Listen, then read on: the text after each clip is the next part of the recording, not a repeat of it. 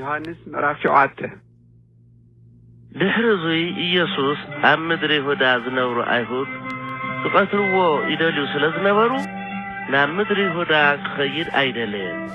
እንተኾነ ኣብ ገሊላ ይመላለስ ነበረ። ሽዑ ናይ ኣይሁድ ናይ ዳስ በዓል ከዓ ቀሪቡ ነበረ።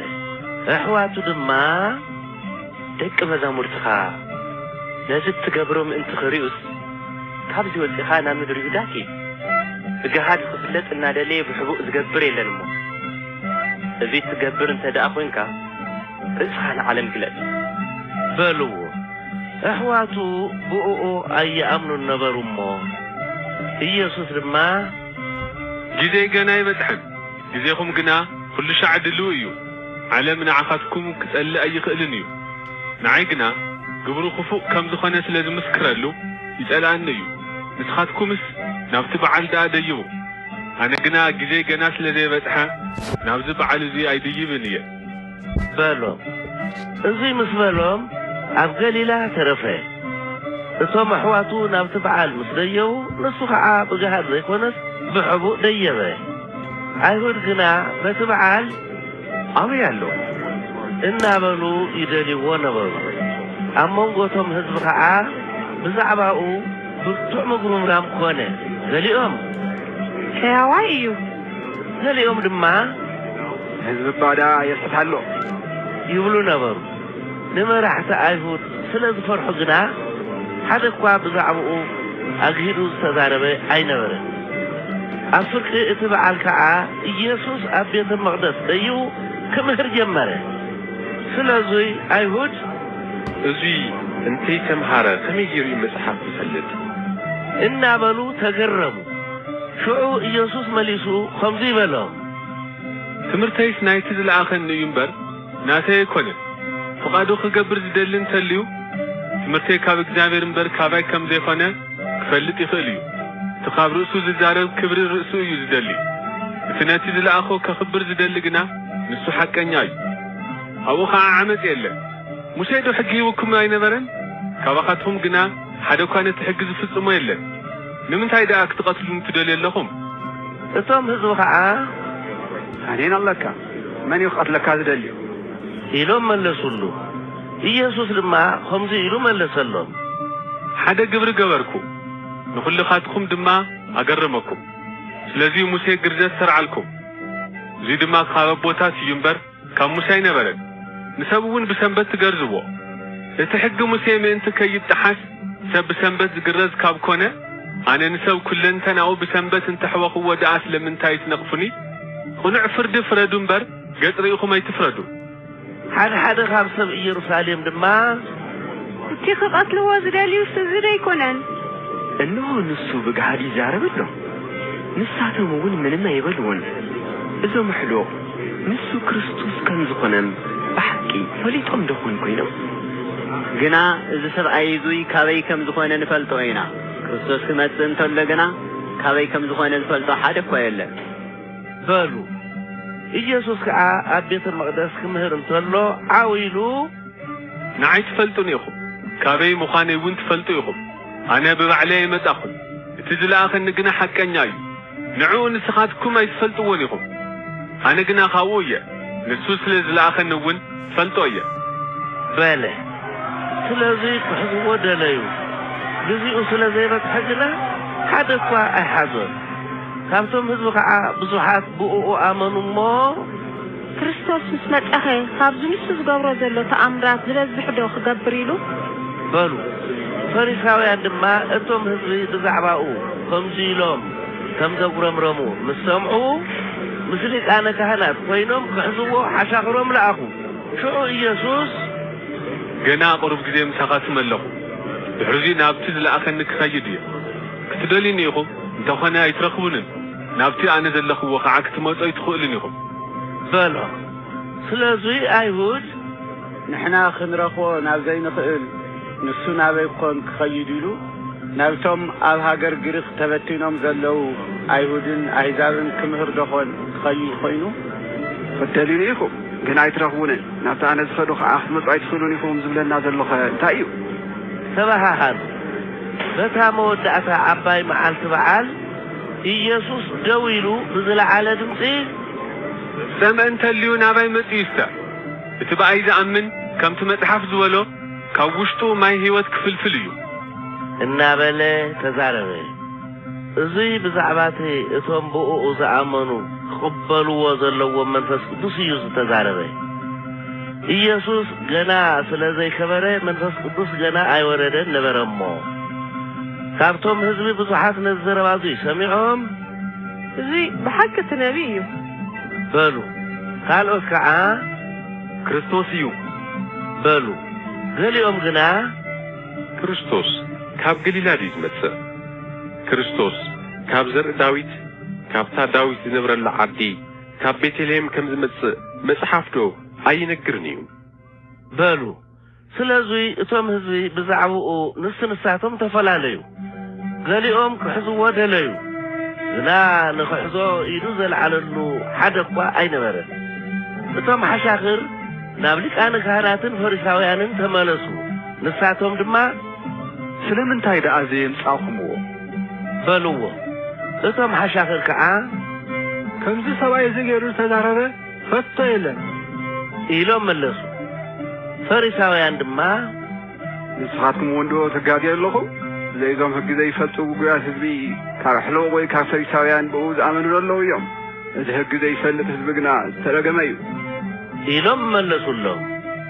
ሓደ ካብኣቶም እቲ ቅድም ብለይቲ ናብ ኢየሱስ ከይዱ ዝነበረ ኒቆዲሞስ ሕግና ንሰብ ቅድም እንተይሰምዖን እቲ ዝገበሮ እንተይፈለጠን ዶ ይፈርዶ እዩ በሎ ንሳቶም ከዓ ንስኻ ወንዶ ካብ ገሊላ ኢኻ መጽሓፍ መርምር እሞ ካብ ገሊላ ነቢይ ከም ዘይትስእ ክትርኢ ኢኻ ኢሎም መለሱሉ ኩሎም ድማ ነናብ ገዝኦም ከዱ ዮሐንስ ምዕራፍ 8 ኢየሱስ እውን ናብ ደብረ ዘይት ኸደ ምድሪ ምስ ወግሐ ከዓ አንጊሁ ናብ ቤተ መቅደስ ተመሊሱ መጸ ኩሉ ህዝቢ እውን ናብኡ ተኣከበ ተቐሚጡ ድማ ይምህሮም ነበረ መምህራን ሕጊን ፈሪሳውያንን ድማ እንትዝሙል ተረኽበት ሰበይቲ ናብኡ ኣምፂኦም ኣብ ማእኸል ደው ኣቢሎም መምህር እዛ ሰበይቲ እዚኣ ክትዝሙን ተላ ተትሒዛ ከምዚኣ ዝበለት ከዓ ብእምኒ ተቐጥቂጣ ክትቕተል ሙሴ ብሕጊ ኣዚዙ እዩ ንስኻ ኸ ብዛዕባ እንታይ ትብል በልዎ እዚ ኢሎም ዝፈተንዎ ምኽንያት መክሰሲ ምእንቲ ክረኽብሉ ኢሎም እዮም ኢየሱስ ግና ድንን ኢሉ በጻብዕቱ ኣብ ምድሪ ክጽሕፍ ጀመረ ደጋጊሞም ምስ ጠየቕዎ ከዓ ጽንዕ ኢሉ ካባኻትኩም ሓጢኣት ዘይብሉ ኣቐዲሙ እምኒ ደርበ የላ በሎም መሊሱ እውን ደኒኑ ኣብ ምድሪ ጽሓፈ ንሳቶም ግና እዚ ምስ ሰምዑ ሕሊናኦም ወቂስዎም ካብ ዓበይቲ ጀምሮም ክሳዕቶም ዳሕረወት ኩሎም በብሓደ ወፁ ኢየሱስ ምስ ኣብ ማእኸል ደው ኢላ ዝነበረት ሰበይቲ በይኑ ተረፈ ኢየሱስ ቅንዕ ኢሉ ከዓ ኣቲ ሰበይቲ እቶም ኸሰስቲ ክደኣ ኣበይ ኣለዉ ዝፈረደክ ዶ የለ በላ ንሳ ከዓ ሓደ እኳ የለን ጐይታይ በለቶ ኢየሱስ ድማ ኣነ እውን ኣይፈርደክን እየ ኪድ እሞ ደጊም ሓጢአተይ ትግበሪ በላ ኢየሱስ መሊሱ ኣነ ናይ ዓለም ብርሃን እየ እቲ ዝስዕበኒ ከዓ ብርሃን ህይወት ይረክብ እምበር ብጸልማት ኣይኸይድን እዩ እናበለ ተዛረቦም ፈሪሳውያን ከዓ ንስኻ ንባዕልኻ ትምስክር ኣለኻ ስለዚ ምስክርነትካ ሓቂ ኣይኮነን በልዎ ኢየሱስ ድማ ኣነ ንባዕለይ እኳ እንተመስከርኩ ካበይ ከም ዝመጻእኹ ናበይ እውን ከም ዝኸይድ እፈልጥ እየ እሞ ምስክርነተይ ሓቂ እዩ ንስኻትኩም ግና ካበይ ከም ዝመጻእኹ ናበይ እውን ከም ዝኸይድ ኣይትፈልጡን ኢኹም ንስኻትኩም ስጋዊ ፍርዲ ኢኹም እትፈርዱ ዘለኹም ኣነ ግና ንሓደ እኳ ኣይፈርድን እየ ኣነ ነቲ ዝለኣኸና ኣምን ኢና እምበር በይነይ ኣይኮንኩን እሞ ኣነ እንተፈረድኩ ፍርደይ ሓቂ እዩ ምስክር ክልተ ሰብ ሓቂ ከም ዝኾነ ኣብ ሕጉኹም ተጽሒፉ እዩ ኣነ ንባዕለይ ምስክር እየ تزلأخن أبوون مسكرأي بلو نساتهم كعا أبوها خ أويلو بلو إيسوس دما نعي كون نبوي أي تفلتونيكم نعي انت تفلتوس نبويون مفلتكم ونيركم إلو ملسة نزل جرات زي إيسوس أبيت مقدس أبتغى مقبل مصوات خوينو خمهر انتولو إيوز تزارو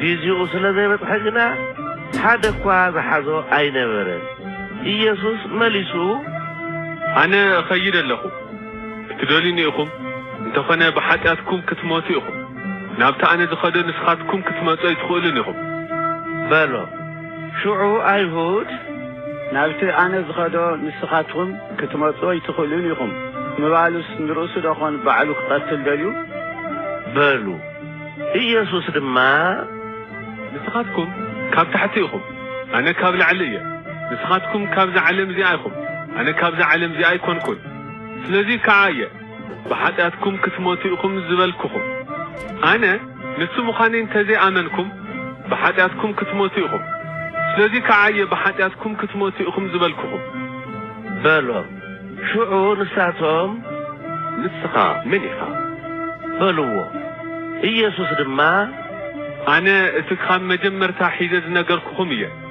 بزعباكم ززارون زفردون بزو حلني اتزل آخر نقنا حق أنجاي نسيخا أزسمع وقعا نعلم نقر اللخو بلو نساتهم قنا بزعبا آب كمستزاربهم أي فلتون سلازوي يسوس نود سب لعلم سبلكم هو أنا نسو خمز خونخون كم تبوي زمهارني خمز قبر مبر كابرسي حانتوكا خمز يقبر شعوخ تفلتو يخون اتزل آخر نمسايل له كل شعدس زبلو سلاز قبر دما بيني أي حد جننيو بلو نسو أزي مستزاربه بزحات بؤو أمنو سلازوي يسوس نتهم بؤو أمنو أيهود نسخاتكم بقالي انت تنيعكم بحق دقا مزامرتيكم نحق كتفلتوا وايكم اتحق ون حراق توصوكم يا بلو نساتهم كعا نحنا زري أبراهامينا نما نباروت كنا نفلته كمل كادا حراق توصوكم تلنا زلغا إلهم ملسلو إيسوس دما امان بلكم اللكم حاتيات تقبر كل نسونا حاتيات باريايو بارياب تبيتسب نخل جزي ينبرني ولد جنا نخل جزي أو نباريو ولد حارا أن توصيكم بحق حارا زوزاكم كتخونيكم نسخاتكم زري أبراهام مخانكم سفلتية قال يا بخاتكم سلازي حدا رجنا كتقتلون تدلل لكم أنا نتخاب بوي زر أخو زارب لكم نسخاتكم كعا نتخاب بوخم سمعكم وتجور لكم بلو نساتهم دما نعناس أبونا أبراهامي إلهم ملسلو إيسوس كعا ولد أبراهام أنت تخونس قبل أبراهام بقبركم نيركم حزقنا كاب اكزابير سمعكم وحقي نزنقركم نعي تقاتلوني تدلي لكم أبراهام كم زي قبره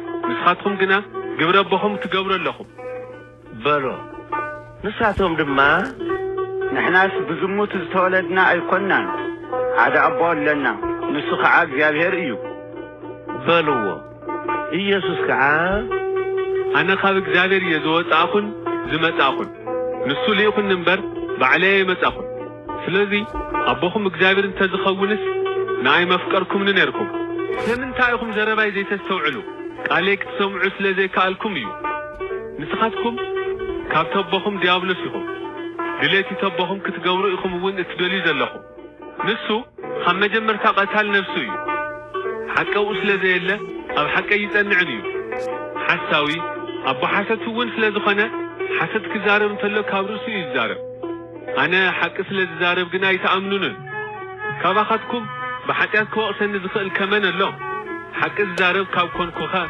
لمن تاي دي تأمنوني اتي خاب اكزابير زخنا قال اكزابير يتسمع نسخاتكم قنا خاب اكزابير سلذي يخونكم أي تسمعون أيهود كعا سامراويها قالي نون لك كامل الناس حق دي يكونا إلهم ملسلو شو إيسوس أنس نبوي دا أخورا لكم بر قاني نسيب الليل نسخاتكم قنا فقاللنون لكم أنا خبر رأسي يدلني تدلن زفرجن قناله إمان بلكم اللهو قالي زحلو نزل عالم فسيما يموتن بلو አይሁድ ድማ بس ጋኔን ከምዘለካ ሰይጥና አብርሃም እኳ ሞይቱ ነቢያት እውን ሞይቶም ንስኻ ግና ቃለይ ተሓለወን ዘለዓለም ኣይወውትን ትብል ኣለኻ ካብዚ ዝሞተ ኣቦና ኣብርሃም ዶ ንስኻ ተዓቢኻ ነቢያት እውን ሞይቶም እዮም ትባዕልኻ መን እየ ትብል ኣለኻ በልዎ ኢየሱስ ከዓ ኣነ ንባዕለይ እንተኽበርኩ ኽብረተይ ከንቱ እዩ ዘኽብረንስ እቲ ንስኻትኩም ኣምላኽና ትብልዎ እቦ እዩ ንስኻትኩም ኣይትፈልጥዎን ኢኹም ኣነ ግና ፈልጦ እየ ኣይፈልጦን እንተ ዝብል ከዓ ከማኻትኩም ሓሳብ ምኾንኩ ነይረ ኣነ ግና ፈልጦ ቃል እውን ሕሉ እየ ኣቦኹም ኣብርሃም መዓልተይ ከም ዝርኢ ፈሊጡ ተሓጐሰ ርእዩ ከዓ ደስ በሎ ኢሉ መለሰሎም ኣይሁድ ድማ ግና 50 ዓመት እኳ ዘይገበርካስ ንኣብርሃም ርእየ ትብል ኣለኻ በልዎ ኢየሱስ ከዓ እማን ብለኩም ኣለኹ ኣብርሃም እንታይ ተወለደ ኣነ ነይረ እየ በሎም ሽዑ ክድርብይሉ ድማ እምኒ ኣልዓሉ ኢየሱስ ግና ተሰወረ ካብ ቤተ መቕደስ ወፂኡ ብማእኸሎም ሓሊፉ ከደ